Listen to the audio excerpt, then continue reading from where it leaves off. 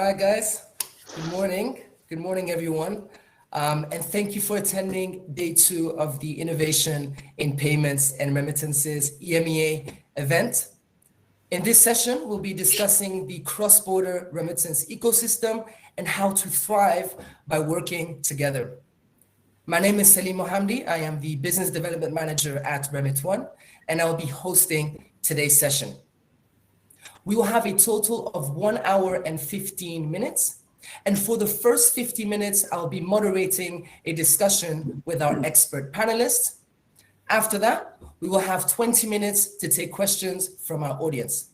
So please make sure to submit your questions via the Q&A button on the right-hand side of your screen, and we'll make sure to answer as many questions as we can towards the end of the session. We'd also like to give a special thanks to our event sponsors, Vine, Niagram, Trust Payments, Azure Finance, WorldPay, GBG, and last but not least, Currency Cloud. Make sure to visit their virtual booths between the panel sessions, which you can navigate to via the menu at the top of your screen. They'd love to hear from you and discuss the challenges you're currently facing and see how they can support you. But before we dive into the discussion, just a few words about RemitONE, the organizer behind today's event. So as a company, our mission at RemitONE is to empower the global money transfer industry with technology and business solutions to provide fair and safe transfers to those who need it most. That's why in 2018, RemitONE launched Innovation in Payments and Remittances, otherwise known as IPR, bringing together various industry supply chain members to help drive positive change. We are so grateful to have you all on the panel with us today, and thank you for joining us on our mission. So to start off our session today, it is my pleasure to introduce you to our expert panelists. First off, we have Priscilla de Oliveira, COO of CrossTech. Priscilla joined the CrossTech network team as the COO in 2012 and has brought innovative strategies and new digital products. She has an extensive background in call center management, process, and strategy through working for American Express before moving first to the education industry and then into Miami-based startup. Next up is Mohamdi Jagana, CEO of Kuringo. Mohammed has been involved in several startups in Africa as an entrepreneur with over 15 years of experience in financial services and biometric technology.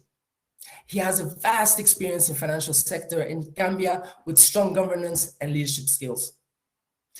In January 2020, he co-founded Kuringo Company, providing digital solutions for remittances, payments, and more in Europe, the United Kingdom, and Africa. We also have with us Wayne Gould, Head of Direct Sales and Financial Services at Trust Payments. Wayne runs the financial services vertical for the business. Trust Payments are an MSB-friendly PSP and provide all payment touchpoints via a single integration using their unified gateway technology covering pan-Europe. So without further ado, let's get into today's session and kick it off with our first question. So the first question goes to you, Priscilla. How significant is the remittance industry, and who are the traditional and new players in the remittance ecosystem? Thank you, Selim, for the first question, and welcome everyone. I'm very excited to be here. Remittance is my passion. Cross-border is what we have been all about throughout the last 20 years of our company. The remittance company has transformed rapidly in the last 5 years and is becoming very digital. So I want to touch base first in regards to market size. According to marketresearch.com, the global remittance market was valued at $701 billion in 2020 and is projected to reach $1.2 billion by 2030.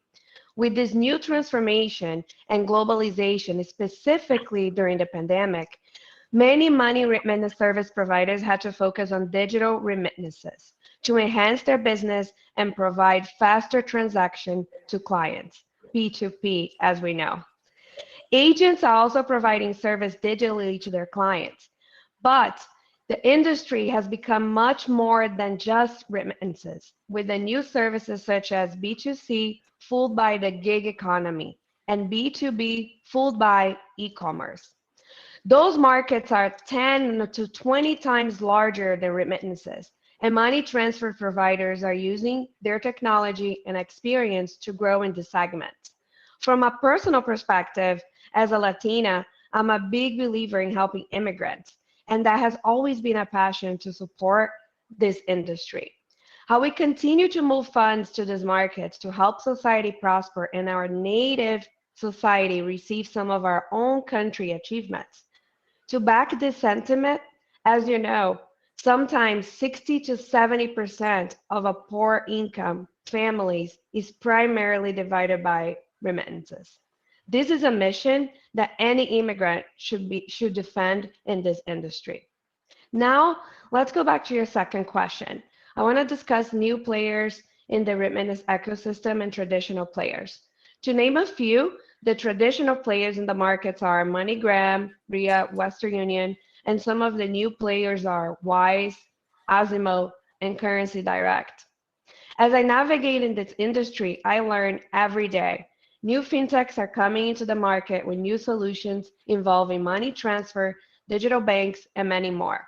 The crypto industry is slowly but surely making gains, partnering with the industry.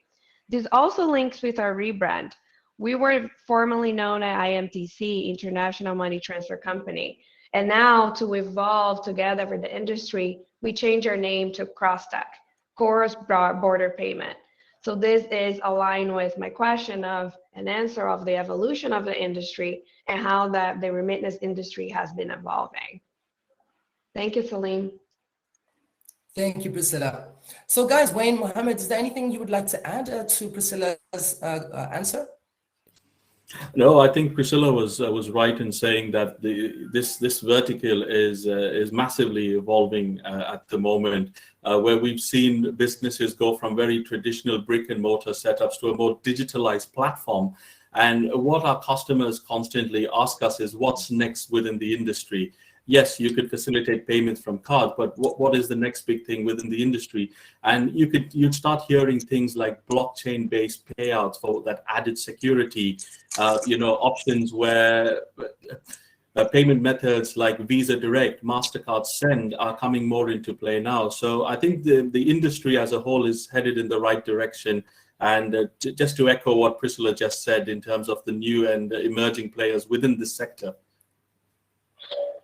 Fantastic. Well, Wayne, actually, the next question is directed to you. So many different types of partnerships exist in the remittance ecosystem. How does partnering with a payment gateway assist money transfer operators?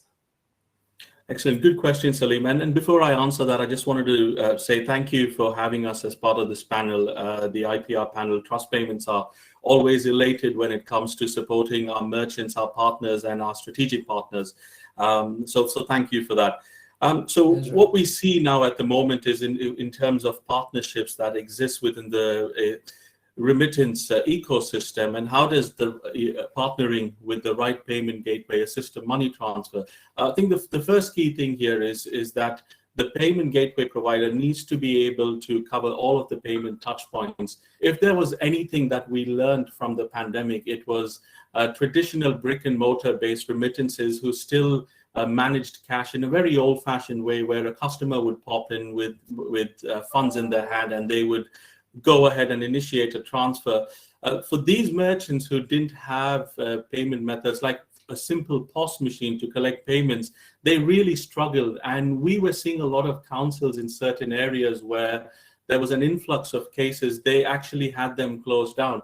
Now, on the flip side of this, we work very well with our merchants, enabling them to collect payments, not just through face-to-face, utilizing a POS machine where there's a barrier between their staff and a customer who walks in to make a payment, but also helping them digitalize their entire platform. We provide multiple services where if someone wanted to launch a product today, and once they passed their onboarding with us, we've got simple integration tools that literally bridges the gap between an MSB and their customer who's looking to send funds to family or a loved one overseas. And again, with the payment gateway, we're seeing a lot of new payment methods coming into play. One of the things we've seen a significant growth is the mobile-based app payments, where customers simply want to send payments to their phone. As you know, and you would agree as well, a lot of us spend a lot of time on our mobile phones. I see polls all the time on LinkedIn, for example, asking us, what device are you on? What device are you accessing this content from? And 9 times out of 10, it seems to be a mobile device. So that's where we've developed our mobile SDK, again, which sits on our unified platform that allows customers to tokenize cars, to simplify that experience, and to send those funds seamlessly by connecting their digital wallet.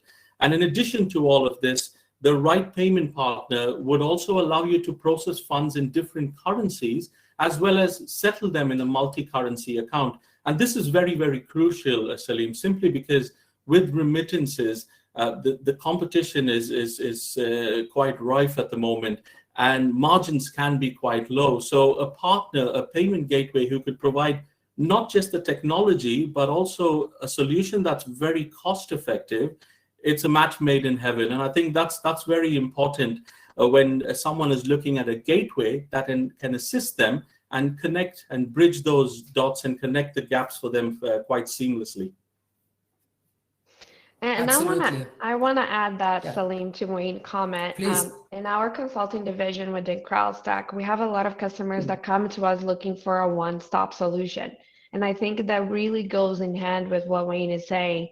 Customers today, MSBs, small business, fintechs, they want to look for solutions that are able to do it all, from digital, from transfer, from even reward system, from debit cards, and even credit cards. So I think that's part of the evolution of digitalization, is not focusing only one pillar, but it's looking for a tool that it's as complete as possible to deliver as many solutions as possible. As Wayne said, the phone today is who we use every day to do everything. So if you don't follow up with the digitalization adaptation, you're going to stay behind as a company. So I wanted to just add that term, Wayne, because I think it's something I hear often, and it really described what you just said. Excellent. Thank you, Priscilla. Yeah, absolutely. I mean, our phones are an extension of us, right? So I couldn't agree more. So the next question actually goes to Mohammed. Can you provide, Mohammed, some examples of other successful partnerships and why they work? For instance, payout partners? Selim, we first of all want to thank RemitONE for inviting Kuringo to be part of this platform, an international conference today. Partnership is actually how we build our entire company. Because we believe that today, with technology, you don't need to build much. You just need to plug and play. And what we have done over the last 12 months as a startup was to focus on how do we expand our footprint? How do we plug in technology easily? How do we go to markets where we're not? And it's either you raise a multi-billion-dollar fund or you go and partner with people. So successfully, Kuringo has partnered with companies like RemitONE to provide last mile services to our clients, with companies like TrustPay, and glad to be here with Wayne to make sure that our clients can pay for their services at a reasonable cost on time without much. I would look at it in a way, we have what certification, I don't know whether that's the right word, but what certification of the remittance business, where people have moved away from using landlines, have moved away from using Skype and using the simplest technology, which WhatsApp has done. And I think the same thing is coming up into the remittance business through partnership. People are looking at opportunities in terms of payments, in terms of solutions, and in terms of digitalized.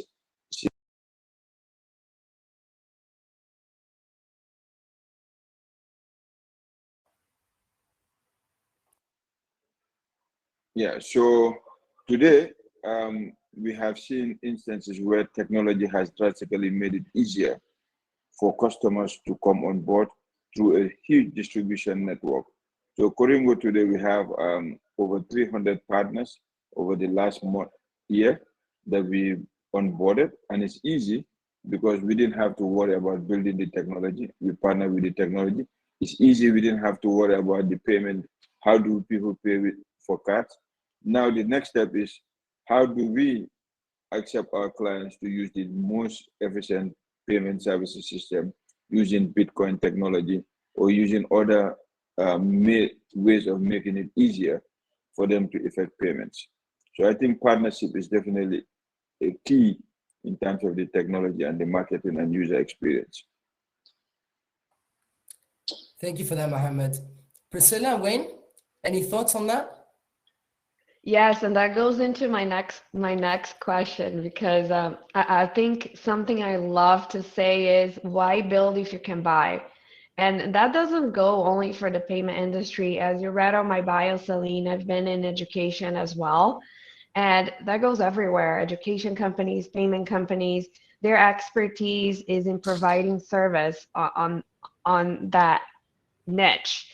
So I agree with what Mohammed just said, is instead of spending time trying to build something that it may not be your area of expertise, partner with a tech company who can do that for you and customize within your niche segment and within your strategy is the solution that works.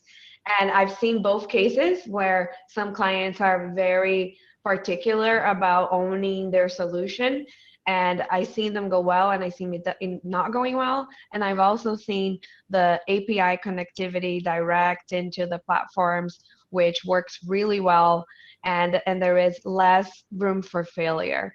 So I have that saying every day when I speak with clients is, why build if you can buy? So food for thought for everyone. Thank you, Priscilla. Actually, the next question is for you. So what are the developing trends within our ecosystem, and what is RaaS? Okay, so innovation is improving as we've been discussing, digitalization, the rising mobile-based platform channels and cross-border transactions, and the decrease in remittance transfer time and cost drives the growth of the market. White label solution, the digitalization, including API integrated tools, are saving companies the trial of failure and linking them to get licensed in multiple states, along with operating in a quick and efficient manner, not losing their brand presence. RaaS is Remittance as a Service, is a go-to solution from many MSBs, fintechs, and small business, and is a solution that we recommend to clients in our consulting division. And I want to spend some time explaining that there are different kinds of Remittance as a Service solution. So we have the solutions that are focused on technology providers. We have some that are focused on licensing and reporting. And we also have some that are providing banking rails as well. RemitONE is a great example of a RaaS solution technology provider. And we also have different solutions for everyone. One point that I mentioned with Wayne before is right now we're seeing a new trend where we're seeing the one-stop solution that I mentioned earlier, that some tools are coming up with all these different kinds of Remittance as a Service solution that incorporates everything. But one point that it's important to say is that some clients may already have some part of the solution developed. So it's good to partner with companies that are able to modularize what your need is instead of just giving everything. So I think that's something very important to identify under the Remittance as a Service. What is your priority? Which ones of the three solutions that I mentioned are the ones that are going to make you the big difference? And then work together with your partner to make sure that you go for the right one. And the idea of partnering with not only a producer, but a manager of a white label solution means reducing costs from your software maintenance and servicing, and business can focus their capital on marketing and customer service while trusting their partners that have experience and the know-how of the product. So I think it's very clear to everything we've been talking on today, which is why build if you can buy, and then when you're buying, be very strategic about what are the particular things that you need at the moment and how can you evolve to the one-stop solution product. Absolutely. Thank you, Priscilla. Wayne, just to go back a little bit back to payment gateways. So there's a question for you. How do you see the future of payment gateways, and what can we expect to see in this space? Yeah, that's a good question. Payment gateways will always form and will always be an integral part of the acquisition and the acquiring, of card payments, because that essentially is what's bridging the gap between our MSPs and their customers who want to pay. And as we've seen recent developments of different types of payment options, the open banking solution, for example, which is great in itself. Customers tend to use their cards a lot because we use it with our day-to-day in our day-to-day lives, making purchases, whether it's a coffee that you're tapping on your phone or a smartwatch. All of that is connected through that payment gateway. And I think what's also important is that unified gateways, very similar to the one that we offered at Trust, it doesn't work in a linear system. It offers all of these multiple touch points. And what's unique with it as well, when it comes to reporting and looking at real-time reporting of transactions and so on, it's all built into one single platform. And I think that's where we as a pioneer have always been forward thinkers in providing that technology.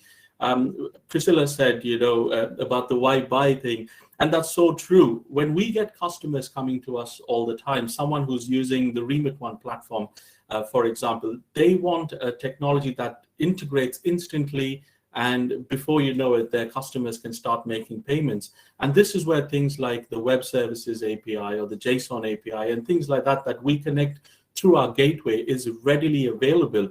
And in terms of keeping up with trends, yes, crypto is something that seems to be picking up a lot of pace in a lot of areas, and blockchain-based payouts, something that's being pioneered by Ripple at the moment. These are things that will be for payment methods of the future when it comes to things like payouts, or even using rails which are provided by Visa Direct or MasterCard Send, where a payment can be made, whether that's B2B, B2C, or peer-to-peer, instantly on cards that are being issued and schemed by Visa and MasterCard. So I think it will play a crucial part, and in the days to come, as the businesses start to evolve, requirements start to evolve, it's very critical that payment gateway or technology providers within the payment space are able to adapt and rise to the demands of our customers and our merchants. And I can confidently say that's an area where we have excelled in and will continue to excel, because money makes the world go round at the end of the day. And as long as a technology provider can empower that seamless end-to-end process, I think we've got a winner on our hands. Fantastic. Thank you so much, Wayne. Mohammed, Priscilla, any thoughts? Yes, I wanted to add a real life example from Latin America that I see as a country that has really set the example. So Brazil is coming out very big. It's booming in the payment industry. I don't know if you guys have seen, but since November, the central bank opened new regulations and rules in regards to money transfer limits and opening possibilities for other companies to enter Brazil.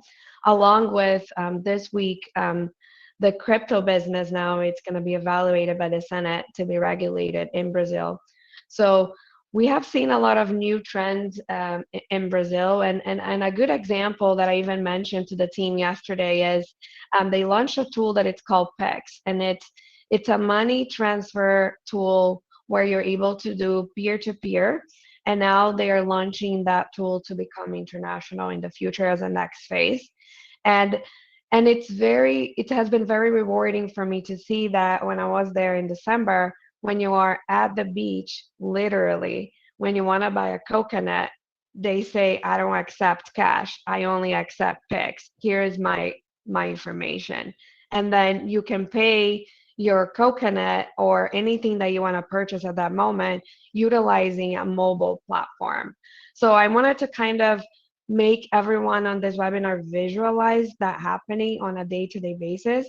And also, for me, I'm an immigrant. So I love any tool that is going to help the immigrant society, and to give access to the unbanked to be able to do transactions from the touch of a phone and scale their business it's pretty amazing, because not only you're providing technology to bring money, as Wayne said, bring more transaction and more business to the country, regulated, because now the central bank is part of regulating all the transactions, but at the same time, you are enabling a society to prosper that before did not have those abilities.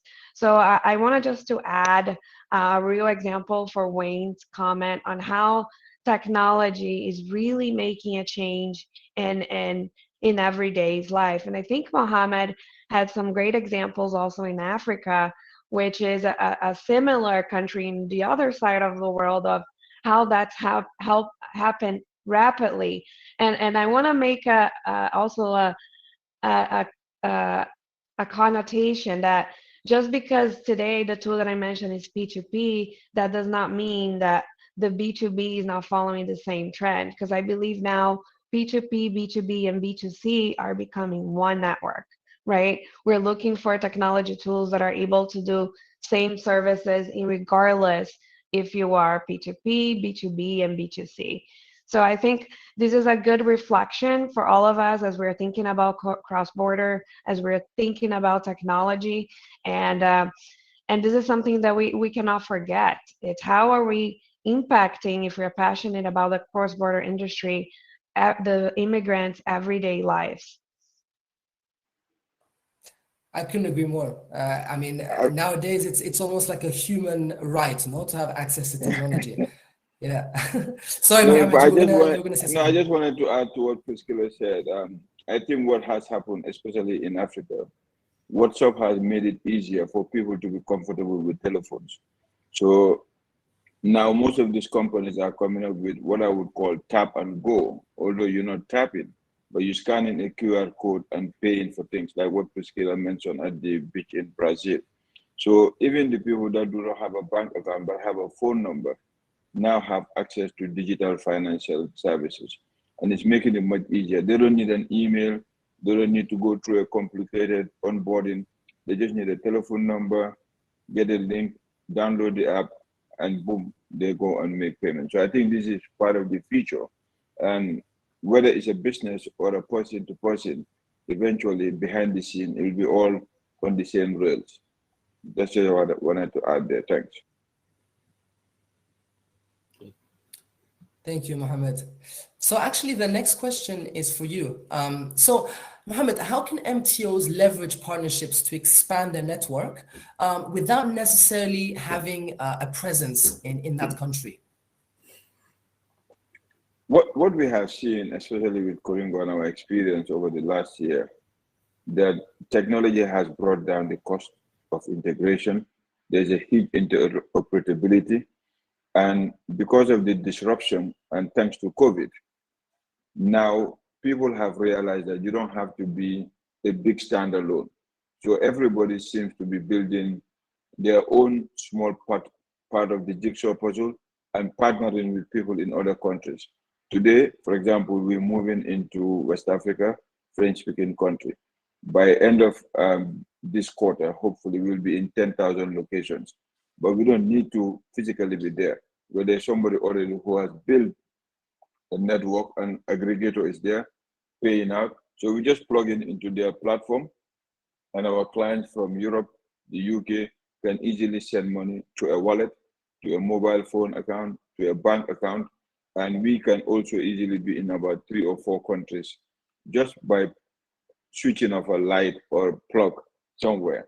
So I think the past, what would I call them, the big 5, the way they used to do business, exclusive, tying up their contract to only a single unit, is history.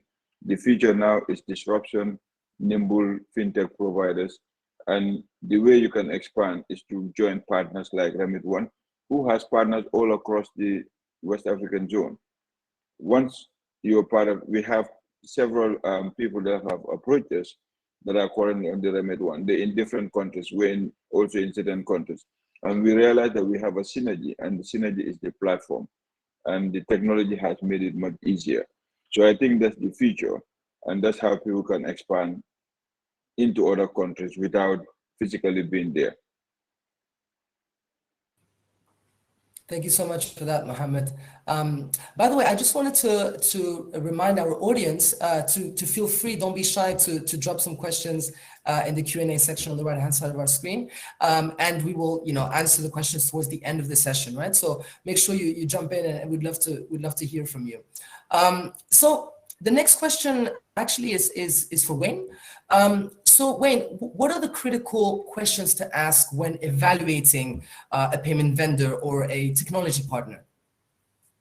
Good. I think probably the first one is, do they understand your business? I think because that's very important, because everyone wants to help everybody, but help needs to come in the right way. And to work with a payment provider that actually understands the ins and outs of the business is very, very crucial.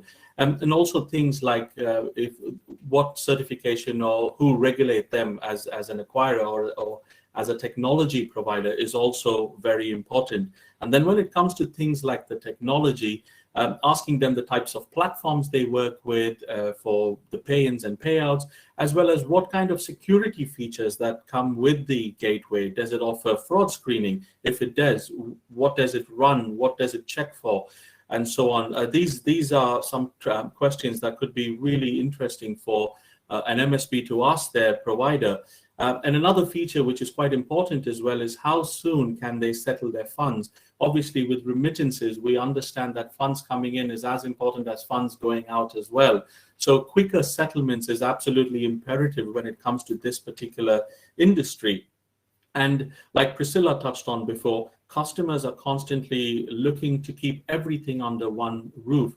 So does the provider offer a true omni-channel solution in place? Someone like Trust Payments, through that unified platform, which I've spoken about earlier, we can essentially look to cover all of the payment touch points. So whether they're looking to run a campaign on social media or utilize something like a pay by link option or a mobile SDK or a POS device or a virtual terminal, all of this is available to just one single integration. And the beauty of this as well is it all comes down into an area where we use as one single reporting tool as well for all of your reconciliation and for real-time monitoring of transactions. Because what's important to an MSP is if they've got a large transfer that's come through, they need to be confident enough to look at that transaction through their real-time system and say, yes, that's approved, we're happy to release funds now. So things like that is quite critical when choosing a partner. And also, what about additional payment methods? I know we talked about crypto. Do they accept payments in crypto? Can we do a payout in crypto? Or can we use the blockchain rails to make a payment instantly? I think all of this is quite critical and quite crucial when choosing a good payment provider, a technology partner. And hence the reason why when we go through that assessment, we go through the onboarding, we always make that time to sit with our merchant and ask them, what is it that you are looking to achieve from us as your payment provider? Because the innovative solutions that we're seeing now, people wanting to send money, people wanting to receive money, it's all good as much as it's an idea, but they can actually come to fruition unless you have the right gateway provider, the right acquirer that's powering these ideas into making them a reality. So I think when looking at your payment provider, these are a few things that is always good to take into consideration. Thank you so much for that, Wayne. Priscilla, Mohammed, would you like to add anything to that? Do you have any thoughts? What's your opinion on this? Sure, Selim. One thing that I always talk to my clients, I like to call us the matchmakers of the cross-border industry, because we have a lot of clients that come to us with their problems and we have to provide them a segue to solutions. And I always like to have a specific questions that I ask the MSBs or the fintechs who are looking for solutions, and the specific questions that I ask the payment providers such as Wayne as a technology company. And I want to start the questions on the clients. So one of the things that I always ask fintechs, MSBs who are looking for a payment provider solution is, how many transactions are you looking to transact? Are you a startup? Are you in the as a mid-sized business, or are you a long-term MSB provider who has a technology tool that you want to look into upgrade? because that is very important, because different payment providers have different tools and they're also looking for a specific target. So to me, that's the number one question. And now from a payment provider question, one of the questions that I also ask is modularization. Do you have modules for different clients? As Wayne said, his software tool seems to be very complete, but not everyone needs everything. I like to use the terminology as you can have a Ferrari, but if I only need a Ford, your tool is not going to be good for me. So how flexible are the payment provider solutions to be able to provide modules that are specific for that client's need? And my third point is implementation plans and budget. Depending on the module, there are different budgets. And depending on the different budgets, there are different implementation plans. So aligning the expectations between the MSBs and the fintechs and the payment providers to make sure that I make a good match is very important. And those are some of the questions that I like to ask as an introduction. And I think they're key to be able to do what Wayne said, understand the client's needs and understand what problem are you solving for with technology. Absolutely, and I think that's quite critical as well, Priscilla, because it's like a phone as well. We have our smartphones these days with hundreds of features and solutions, but when it comes down to it, it's very limited to what we use them for. We pay a fortune for them, and it's the same kind of approach that we take when we're looking at our merchants. You know, we've got all of this tech, but what is it that you need? Is it you just looking for basic remittances? Does your system or your software allow for just e-commerce transactions? Do you have a mobile application? If you do, we can offer you the tokenization system. We can offer you the automatic card updater system. So all of these things add more value to just coming in as an acquirer processing payments. I think that's fundamental when we do at the discovery stage to sit with each of our merchants, and they vary. Mohammed itself has got such an exciting platform, and they are growing from strength to strength every month. So as the business evolves, the requirement for the types of payments that they accept, or the touch points that they need, or the payouts that they're looking for, it will all form a crucial part of that puzzle as well. And as and when a merchant needs that, being able to support that requirement and get them to where they want to be using an agile, a very nimble solution is quite critical and very, very important. Because if you look at two platforms, a merchant who's sending multiple transactions per second, as opposed to someone who's starting off, that spectrum massively varies. So you want a solution that's adaptable, but not overly convoluted where it causes confusion. You want simplicity. And I think that's an area where we as a payment provider have always excelled, and we will continue to do so.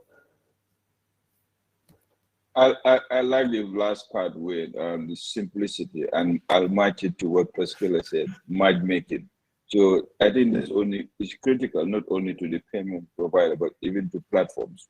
But at the end of the day, people are getting used to doing things in a much simpler and easier way. So I think it's critical for us that are in the front end dealing with customers to make sure that our partners understand that what we really need is adaptability, simplicity, and something that would match every different client that we serve. So it's really exciting to work with you guys. It's a pleasure as well, Mohammed. Thank you. Thank you so much, guys. So that concludes our set questions for our session. So now let's jump into our Q&A with our audience. So the first question is, what should be the main department that we should focus on as a startup, i.e. compliance, for example? I can take that one. So sure. I believe when you're starting, especially as a startup, you need to focus on your business strategy first. And from your business strategy, you can discuss compliance. They go hand to hand, but I think understanding what is your niche, what is your competitive advantage, what are you doing different from other competitors that are going to make customers choose you is very important. And then when you have that question answered, I will focus on how do I align that to have a compliance plan that it's appropriate, a risk assessment, a AML policy, so that way you can operate correctly. Because remember, I'm an expert in helping clients get licensed as well. Licenses take a while. So in order for you to be able to operate correctly, you need to have a pretty defined business strategy and competitive analysis. So that to me is our number one priority. Absolutely. And I think, sorry, go Mohammed, ahead, go on. Wayne. No, go ahead. Yeah, and I couldn't agree with Priscilla more. I think even for technology providers, gateway providers, acquirers, that's a fundamental part of the onboarding process as well.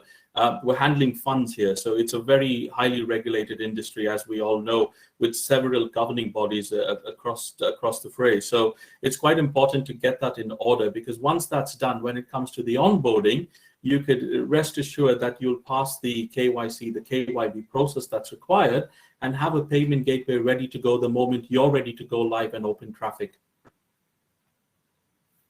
Well, when we started discussing what to do as a new business, as a startup, I wrote down 3 words, and it's synchronized, or acronym is GOT, G-U-T, governance, user experience, and technology.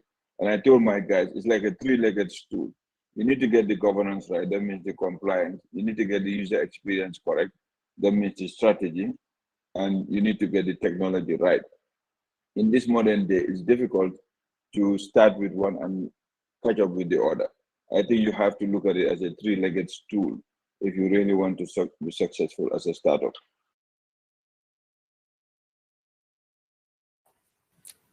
Thank you for that, guys. And so our next question would be for you, Priscilla. So what would be the advantages of partnering with CrossTech, for example? Oh, thank you for that question. So we have different divisions in our company. One is the consulting division, where we help companies such as some of you that I hear, startups, MSBs, fintechs, position themselves in their remittance business, helping them with partnerships. Today, we're talking a lot about partnerships. So we have partners around the world where they're able to facilitate payment provider solutions, white label solutions, even business strategy. If you need help identifying if you're in the right track for your business strategy, I have a team of consultants. I have a UK division. I have a US, LATAM, and Canada that are able to guide you in the right direction. We also have a lot of clients that are looking to expand their business to other markets that are not familiar. So we can also provide consultancy advice on that. And the most fun part of our business is we host conferences around the world. So part of partnering with us means that you're going to be experiencing some of our networking partners and the sponsors, just like the sponsors you've seen today, virtual and in presence. So this year we have 4 conferences that we're hosting. Our first one is going to be in Brazil, April 26 and 27. And we're going to be talking about how remittance, cross-border payments are changing and how Brazil is making a big difference. So whoever is interested in working with the Brazil and Latin market, this will be a great opportunity to meet our sponsors, to meet our partners. We're also planning a second conference in Istanbul. So we're going to be connecting with some of you, I hope, to talk about payment platforms, payment companies.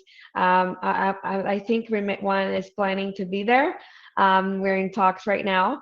And we also have our biggest conference in Miami. We have one smaller focus on compliance, where we have all our chief officers and compliance officers gather in Miami to discuss AML training. We have courses, and really to make sure that the industry has the most up-to-date information. And then World, which is in November in Miami, 15 to 17, where we discuss the CrossTech industry around the world. So we do different things, and we have a big community. We have about 8,000 people around the world that connect virtually through our platform and also in person.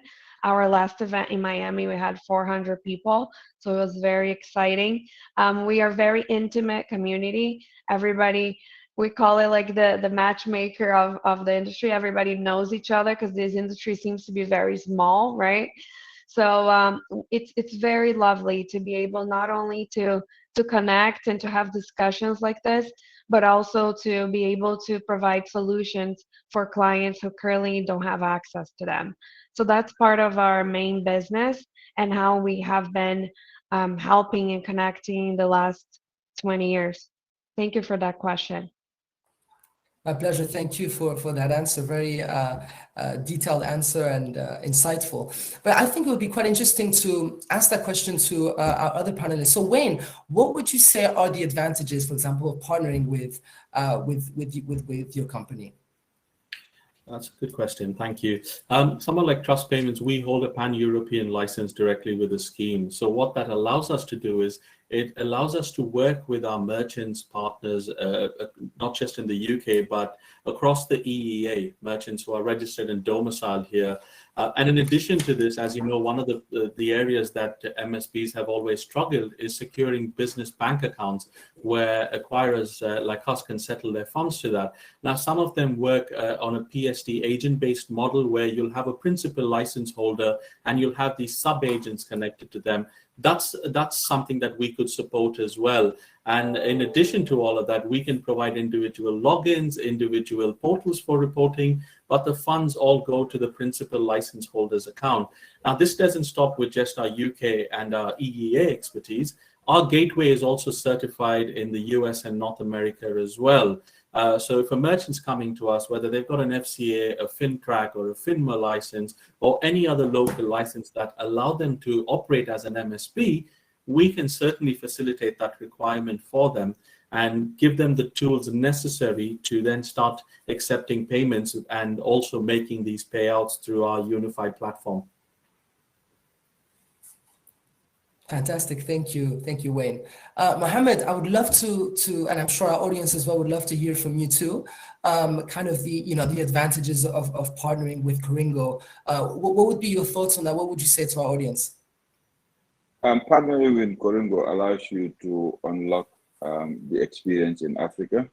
When we talk about Africa, we have 53 different countries, and West Africa alone, our culture is different from East Africa, or not North Africa or South Africa.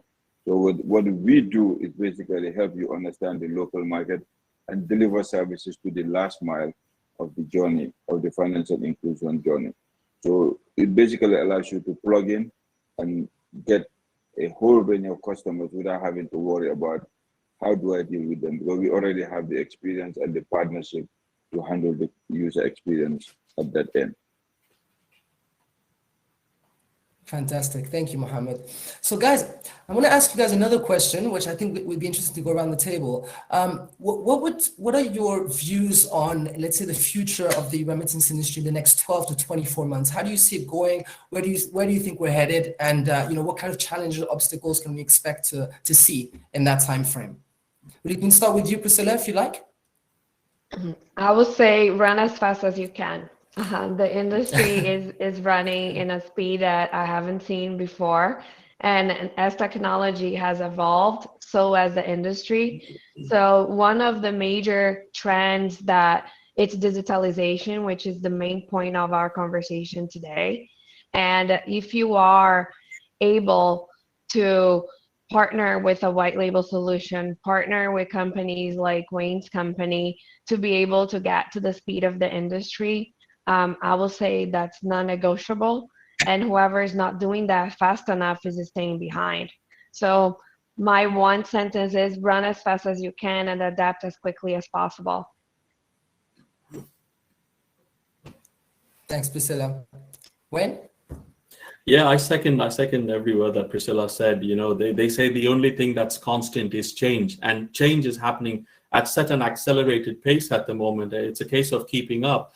And that's where, strategic partners like CrossTech, RemitONE, Trust Payments, and, our clients like Kuringo and so on. I think the balance is in the harmony where you're bringing all of this together nicely to help merchants who are currently utilizing these solutions, and for newer merchants who are looking to penetrate markets as well. Because as we grow and as we expand, requirements from both customers and MSPs constantly vary. And I think bridging that gap with strategic partners like yourselves really helps to add so much more value to an industry that's constantly evolving. Thank you, Wayne. Mohammed, any thoughts? Yeah, I agree with both Wayne and Priscilla. And as I mentioned to you guys earlier, Africa is changing rapidly. And because of so many challenges, people come up with solutions because of necessity. Tap and pay technology is something very familiar for people that have been around UK, from the underground to merchants to everybody. But in Africa, we don't have tap and pay, but we have QR code and pay, like what Priscilla mentioned. And today, both illiterate and literate people are using it without having any issues, because they're used to using WhatsApp, they're used to using other social media. So I think speed and change is something that one really needs to look at the same time. Thank you, Mohammed. So guys, I think it'd be interesting to know, and I think our audience would also like to know and get some insight of kind of, what can we expect from Vine? What can we expect from CrossTech and Kuringo in the next few months? Are there any exciting projects you're working on? As we know, that there are a lot of people in our audience that are startups, they're looking for advice, they're looking for some guidance, right? So, and also to kind of see what's going on in the market and so on. So, for example, Priscilla, what would you say are the exciting things happening right now at CrossTech? Launching a new product. It's called CrossTech Magazine. It's a digital magazine where we focus on the industry. We have different parts for our magazine, and we started designing this product because we felt there is a need. There is a need. There is no magazine today in the market that is specifically talking about cross-border. And there is a few newsletters that talk about articles, talks about statistics, but there isn't one place today that it's global, that you can go, read articles, be able to see. We have a session to talk about jobs in the market, a session to talk about gadgets in the world. So we are launching this new product. It's actually going to launch next month. We're going to bring to Brazil to our first conference for this year. So this is something for us that it's very excited, very innovative. We're going to have an online version and also a printed version. So that's what's exciting for us. We want to be the center of the industry, and we want to be able to provide insightful information and partnerships. That's why I use the term matchmaker of the industry, because that's what we are, and we love being able to connect small, mid-sized companies with the right partners and tools so they can be successful. And we have seen, especially my CEO, Hugo, because he has been in the industry for almost 20 years or 30 years even, he has seen small companies like yourselves that could call yourselves startups today being purchased by the big companies.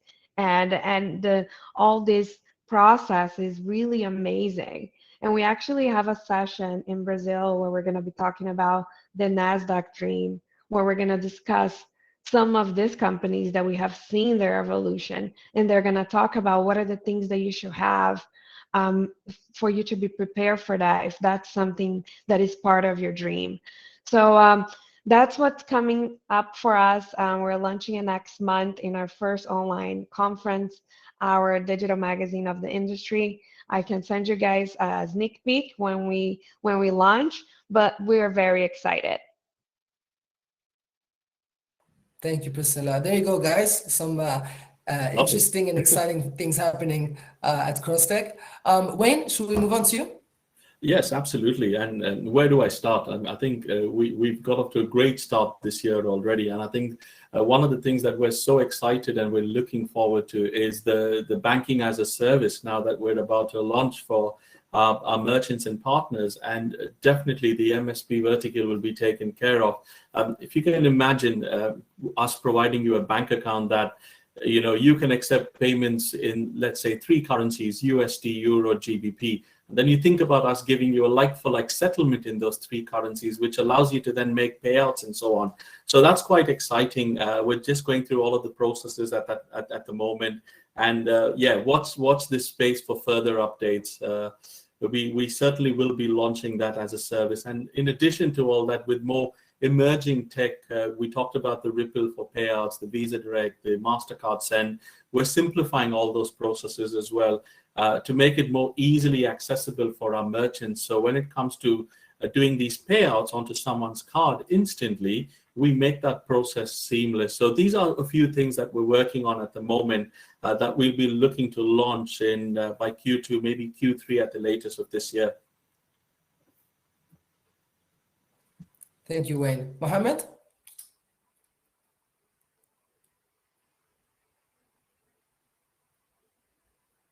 I don't know if Mohammed is still with us.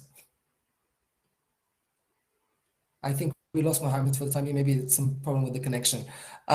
So guys, I think it'd be really interesting to know as well, you know, for young startups out there, you know, what would be your advice? Somebody just getting started in the industry, what are the first steps to take, and what should they watch out for, and kind of, you know, giving them a little bit of insight on that.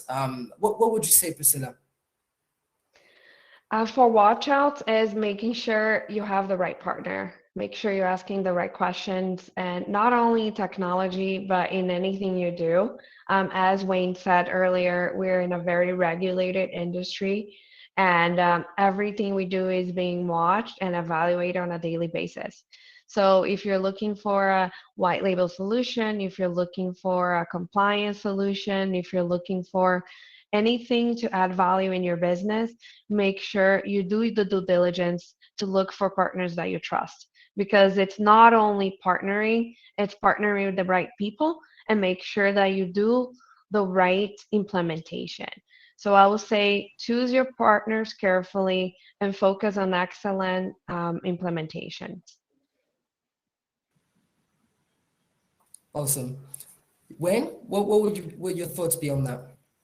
Yes, I saw this movie one time, and there's a famous quote in that movie. He says, three important things everyone needs in their life is one's a good doctor, a good lawyer, and a good accountant. And he says, while I might not need the first two, I definitely need the last one. So what they're trying to say is, leave it to the specialist. When you start doing your groundwork, look at us today. There's a plethora of information out there. You have partners like CrossTech who help with all of the different elements of AML and you know, things to do with strategy, your setup, what's key to have in place initially. And then you've got technology providers like us who will help to bridge that gap between yourselves and your customer.